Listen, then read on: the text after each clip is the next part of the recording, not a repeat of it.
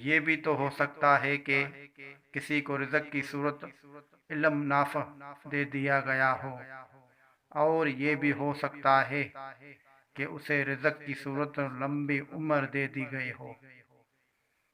یہ بھی تو ہو سکتا ہے کسی کو رزق کی صورت ایسا پاکیزہ دل دے دیا گیا ہو۔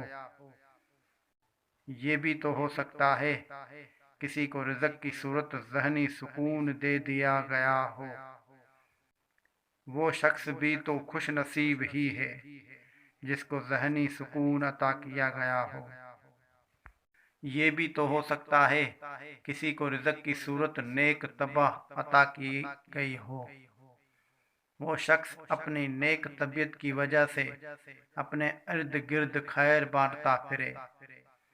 یہ بھی تو ہو سکتا ہے کسی کو رزق کی صورت تقوی کا لباس پہنا دیا گیا ہو، اور اس شخص کو اس لباس نے عزت اور مرتبہ والی حیثیت بخش دی ہو۔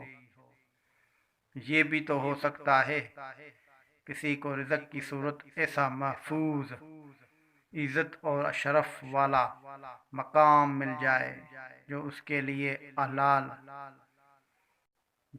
لیے حلال کمائی اور امن والی جائے پناہ بن جائے۔ پس رزق کے لیے مال کا ہونا شرط نہیں، بس اپنے دیے گئے یعنی عطا پر مطمئن رہو اور اللہ تعالیٰ کا شکر ادا کرتے رہو۔